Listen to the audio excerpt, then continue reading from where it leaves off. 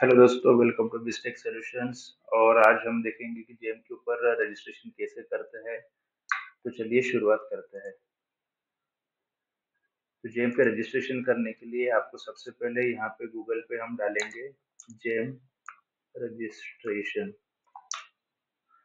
तो यहाँ पे आप देख सकते हो मल्टीपल वेबसाइट्स यहाँ पे आ गई है।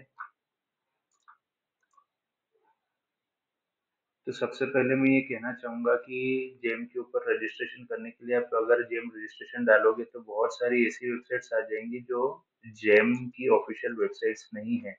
तो ये एक्चुअली डेटा आपका यूजर्स का डेटा कलेक्ट करते हैं और आपको कॉल करके बोलते हैं कि हम रजिस्ट्रेशन पे जेम पे रजिस्ट्रेशन कर देंगे और आपसे कुछ चार्जेस वगैरह भी लेते हैं। तो आप बच के रहिए ऐसी वेबसाइट से। आपको जेम की ऑफिशियल वेबसाइट पे जाना है जो कि है gem.gov.in, क्योंकि जेम के ऊपर कोई रजिस्ट्रेशन चार्जेस बिल्कुल नहीं लगता है। गवर्नमेंट ने इसको बिल्कुल फ्री कर रखा है। तो जेम पे रजिस्ट्रेशन करने के लिए आपको सिर्फ gem.gov.in के ऊपर ही जाना है। तो अभी रजिस्ट्रेशन दोनों टाइप्स के होते हैं, एक तो बायर रजिस्ट्रेशन होता है या सेलर रजिस्ट्रेशन होता है। बायर यानी गवर्नमेंट ऑर्गेनाइजेशन, सेलर यानी जो आप सर्विस प्रोवाइडर है जो सामान बेचते हैं उनका रजिस्ट्रेशन। तो अभी हम लोग एज ए सेलर रजिस्ट्रेशन करेंगे। तो यहाँ पे प्री रिक्विजिट्स है कि जेम आपको पूछता है कि आपकी फर्म किस कैटेगरी की है, आप कौन है, आपका आइडेंटिफिकेशन जानता है। तो आप प्रोप्राइटरी फर्म हो तो प्रोप्राइटरशिप हो तो प्रोप्राइटर फर्म हो तो वो सिलेक्ट करिए। आप प्राइवेट लिमिटेड एलएलपी हो तो वो कंफर्म कीजिए। अगर आप ट्रस्टेड सोसाइटीज हो तो उसको सिलेक्ट कीजिए। अगर आप सेंट्रल या स्टेट गवर्नमेंट डिपार्टमेंट हो उसको सिलेक्ट कीजिए। तो मैं यहाँ पे प्रोप्राइटरशिप सिलेक्ट करता हूँ। अब यहाँ पे आपको रिक्वायर्ड डॉक्यूमेंट्स लगते हैं जो जेम पे रजिस्ट्रेशन के लिए बहुत जरूरी होता है। एक होता है आपका पर्सनल इन्फॉर्मेशन, सेकंड होता है आपका कंपनी का इन्फॉर्मेशन। पर्सनल इन्फॉर्मेशन के अंदर आपको आधार या पैन कार्ड की जरूरत होती है। सेकंड इज आपका एक्टिव ईमेल आईडी होना चाहिए। अभी ईमेल आईडी आपका खुद के नाम का भी हो सकता है या तो फिर आपकी कंपनी के नाम का भी हो सकता है, कोई भी चलता है।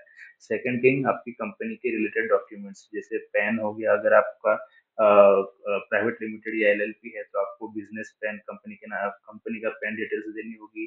आपका करंट बैंक अकाउंट का डिटेल्स देना होगा। उसके बाद में लास्ट 3 फाइनेंशियल ईयर्स। यहाँ पे लास्ट 3 फाइनेंशियल ईयर्स अगर आप पिछले 8 10 15 साल से धंधा बिजनेस कर रहे हो और जेम के ऊपर नया रजिस्ट्रेशन कर रहे हो तो आपको लास्ट 3 फाइनेंशियल ईयर्स के income tax certificate, income tax return का सर्टिफिकेट डॉक्यूमेंट देना पड़ेगा। और अगर आप न्यू एंटिटी हो, नया रजिस्ट्रेशन कर रहे हो, बिल्कुल आप स्टार्टअप हो, तो उसके लिए आपको कोई भी टर्न मतलब इनकम टैक्स रिटर्न के डॉक्यूमेंट नहीं देने हैं। वहाँ पे आप सिंपली जीरो रिटर्न फिल करके आगे बढ़ सकते हो। आपका कंपनी का रजिस्टर्ड एड्रेस का डॉक्यूमेंट जैसे आपका कंपनी कॉर्पोरेशन सर्टिफिकेट या फिर आपका गुमास्ता लाइसेंस वगैरह होगा वो आप यूज कर सकते हो। तो ये इम्पोर्टेंट सेट ऑफ डॉक्यूमेंट्स है जो मैंडेटरी लगते ही लगते हैं। उसके बाद में आपका जीएसटी नंबर हो या तो फिर आपका एमएसएमई सर्टिफिकेट है वो ऑप्शनल है। तो यहाँ पे मैं आपके अपने सेट ऑफ डॉक्यूमेंट्स सेलेक्ट कर लेता हूँ। जब तक कि आप ये सेलेक्ट नहीं करोगे आप रजिस्ट्रेशन के लिए अगली प्रोसेस में नहीं जा सकते। तो ये बेसिकली टर्म्स एंड कंडीशंस है। तो ये मैंडेटरी आती ही आती है। यहाँ पे कुछ इशू आ रहा है शायद, हम देखते हैं इसको। तो इस चेक बॉक्स को क्लिक कर लीजिए। तो ये set of terms and conditions है, ये आप कभी भी डाउनलोड करके प्रिंट कर सकते हो। 56 पेज की शीट्स आती है तो उसको आपको पढ़ना हो तो पढ़ सकते हो। वैसे उसमें कुछ है नहीं ज्यादा, जस्ट एक नॉर्मल टर्म्स एंड कंडीशन है कि जेम क्या है, आपकी प्रोसेस क्या है, ऑनबोर्डिंग की प्रोसेस क्या है, वो सब लिखा हुआ है। मैंने कभी कोशिश नहीं करी पढ़ने की क्योंकि इतना डॉक्यूमेंट नहीं पढ़ पाते हैं हम लोग। तो इसको चेकलिस्ट को सिलेक्ट करके टिक करके आपको प्रोसीड करना है। तो यहाँ पे हम लोग आ जाते हैं रजिस्ट्रेशन के ऊपर। तो यहाँ पे आपको कंपनी की इंफॉर्मेशन सिलेक्ट करनी है। जैसे प्रोप्राइटरशिप मैंने सिलेक्ट कर ली। यहाँ पे कंपनी का नाम डालना है। मैंने एंटरप्राइज डाल दिया। यहाँ पे री एंटर कन्फर्म करना है।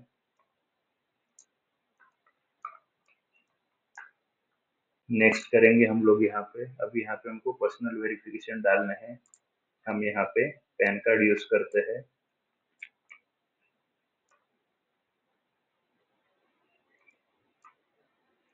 पैन कार्ड के ऊपर आपका जो भी नाम रहेगा एज इट इज होना चाहिए।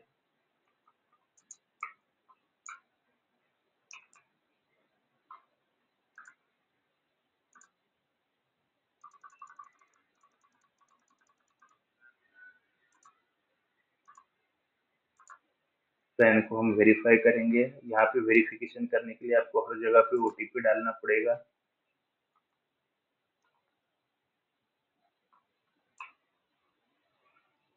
मोबाइल नंबर को वेरीफाई कर देंगे।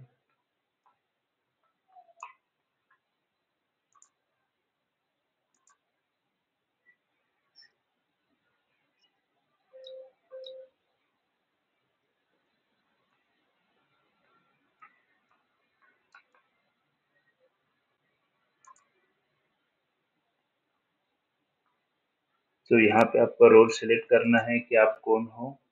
तो मैंने यहाँ पे अपना रोल सिलेक्ट करके यहाँ पे अभी ईमेल आईडी वेरिफिकेशन के लिए हमको पूछ रहा है।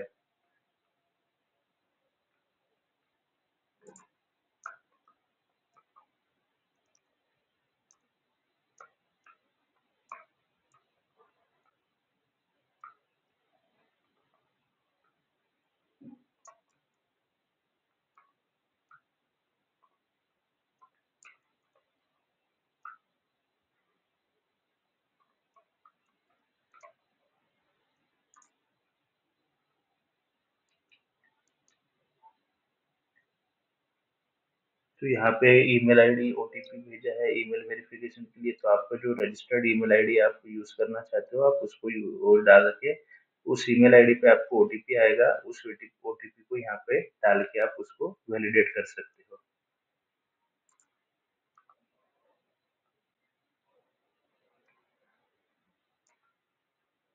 मैंने यहाँ पे अपना ईमेल आईडी वेरीफाई कर लिया है सक्सेसफुली। अभी नेक्स्ट प्रोसेस में जाते हैं। तो यहाँ पे हमको यूजर क्रिएट करने के लिए पूछता है। तो यहाँ पे आपका कुछ भी यूजर आप नेम आप क्रिएट कर सकते हो। जैसे मैंने किया है unicorn.entr। उसके बाद में आप पासवर्ड कुछ भी दे सकते हो। ए बी यहाँ पे रिक्विजिट्स डॉक्यूमेंट है।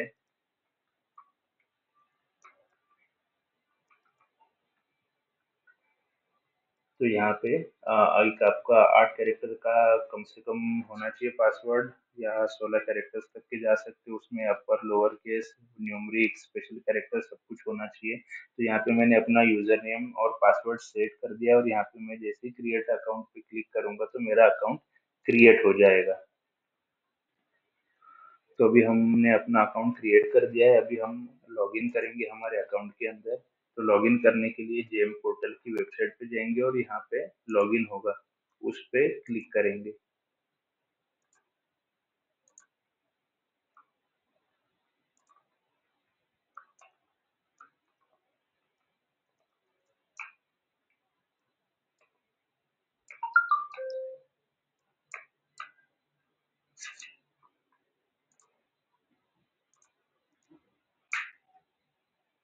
यहाँ पे हमने अपना अकाउंट लॉगिन कर लिया है।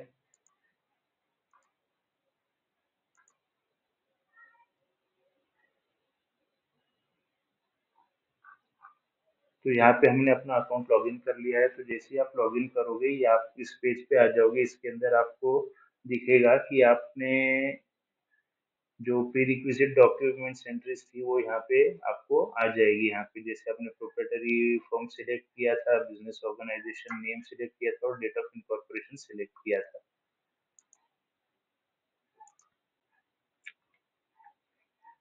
अभी आप यहाँ पे आपकी पैन डिटेल्स डालेंगे। अब प्रोप्राइटरी फॉर्म है कि पैन नंबर डाल के इसको प्रोसीड करेंगे। नेक्स्ट आपका बिजनेस डिटेल्स है कि आपका कंपनी का इनकॉर्पोरेशन कब हुआ था, वो आप डाल के यहाँ पे सेट कर सकते हो। उसके बाद प्रोसीड करके आप इसके अंदर अभी यहाँ पे आपको पूछेगा कि आपको डीपीआईआईटी या फिर स्टार्टअप के अंदर रजिस्टर्ड हो के जो गवर्नमेंट की स्कीम्स है स्टार्टअप इंडिया वगैरह, तो उसमें अगर आपने स्टार्टअप रजिस्ट्रेशन करवा रखा है तो आप यस कर सकते हो और नहीं तो फिर इसको ना सिलेक्ट करें। सेकंड इज आपको बिड में पार्टिसिपेट करना है या नहीं करना है। तो इसको आप हमेशा यस कीजिए, क्योंकि अगर आपको कोई भी टेंडर वगैरह जेम पे पब्लिश होता है, बिड पब्लिश नोटिस होती है उसको, अगर उसके अंदर आपको पार्टिसिपेट करना है तो उसके लिए आपको यहाँ पे यस करना पड़ेगा, तभी आप उस बिड में पार्टिसिपेट करके उसमें अपना कोट कर सकते हो। उसके बाद में do you want to opt for Sahay, ये सहाय एक इनिशिएटिव है जो जेम ने बनाया है। इसके रिलेटेड मैं एक डिटेल वीडियो बनाऊंगा, तो अभी इसको हम स्किप कर देते हैं, इसको आप सब्सक्राइब कीजिए हमारे चैनल को, उसके नेक्स्ट वीडियो में आपको डिटेल में जेम सहाय के बारे में बताऊंगा। इसको सेव कर लीजिए। सेकंड आता है आपका ऑफिस लोकेशन। अगर आपकी एक सिंगल ऑफिस लोकेशन है तो उसको आप यहाँ पे डिटेल में डाल सकते हो। मैंने यहाँ पे ऑलरेडी अकाउंट, इस अकाउंट में मैंने सारी इंफॉर्मेशन डाल रखी है। अगर आपको और एक न्यू ऑफिस ऐड करना है तो ये ऐड न्यू ऑफिस, या फिर यहाँ पे भी जाके आप ऑफिस का नाम, उसका GST number, pin code, state, district वगैरह डिटेल्स डाल के सेव कर सकते हो। Next is bank account number. अगर आपका एक ही सिंगल करंट अकाउंट है कंपनी का तो उसको डाल सकते हो, और अगर आपको मल्टीपल बैंक अकाउंट्स आपसे से आप डील कर सकते हो तो सिंपली यहाँ पे ऐड न्यू बैंक अकाउंट करके यहाँ पे बैंक का account number, IFSC code, bank का एड्रेस डाल के सेव करेंगे तो यहाँ पे मल्टीपल बैंक अकाउंट्स आपको दिखने लग जाएंगे। ई इनवॉइसिंग, यहाँ पे आपको टर्न ओवर डॉक्यूमेंट्स मेंशन करना होगा। यहाँ पे अगर आपका एग्जिस्टिंग बिजनेस है जो मल्टीपल साल से चल रहा है और अभी आप जेम पे नए एज ए न्यू रजिस्ट्रेशन कर रहे हो, तो यहाँ पे आपको लास्ट 3 फाइनेंशियल ईयर्स का जो सबसे हाईएस्ट टर्नओवर है वो यहाँ पे डालना पड़ेगा। अगर आप बिल्कुल न्यू बिजनेस हो, आपका कोई इसके पहले कुछ बिजनेस वगैरह नहीं है, नया रजिस्ट्रेशन किया है अपने आपके बिजनेस का, तो यहाँ पे जीरो डाल के आप गेट ओटीपी करके उसको वैलिडेट कर दीजिए। उसके बाद में ये बिजनेस ओनरशिप कंप्लायंस है, ये जेम की टर्म्स एंड कंडीशंस है। इसके अंदर आप इस पे क्लिक करेंगे तो यहाँ पे जेम की टर्म्स एंड कंडीशंस आपको दिख जाएगी। तो ये बेसिकली एक चेकलिस्ट है जिसके अंदर आप ये बोल रहे हो कि I have read the clause regarding restrictions on procurement from A bidder of a country which shares a land border with India. I certify that this seller service provider bidder is not from such a country. I hereby certify that this seller service provider bidder fulfills all requirements in this regard and is eligible to be considered for procurement on GEM. I understand that any false declaration and compliances of this would be a ground for immediate termination of the contract and further legal action in accordance with the laws. तो guys, ये clause government ने जो गलवान झड़प हो गई थी चीन के बाद में तब ऐड किया था। बेसिकली ये कहता है कि मैं वो कोई भी सामान नहीं बेचूंगा जो इंडिया के लैंड बॉर्डर, जो भी देश हमारे जो दुश्मन देश है जिनके साथ हमारी लैंड बॉर्डर शेयर होती है, उस देश का मटेरियल मैं जेम के ऊपर नहीं बेचूंगा। फॉर एग्जांपल पाकिस्तान और चाइना, तो इस जेम पोर्टल के ऊपर कोई भी आपको मेड इन चाइना प्रोडक्ट आप यहाँ पे सेल नहीं कर सकते हो। और अगर आप करते भी हो तो ये एज अ टर्मिनेशन के लिए आप लाइबल हो जाओगे। देन कभी भी अगर बायर ने आपके अगेंस्ट में कंप्लेंट डाल दी तो आपका रजिस्ट्रेशन कैंसिल हो सकता है। तो मेड इन चाइना चीजें यहाँ पे आप नहीं डाल सकते। बेसिकली यहाँ पे आपका प्रोडक्ट कैटलॉग क्रिएट होगा ही नहीं आपके मेड इन चाइना वाले प्रोडक्ट्स के लिए। तो इसको सिलेक्ट करके सेंड ओटीपी करके आप इसको वैलिडेट कर दीजिए।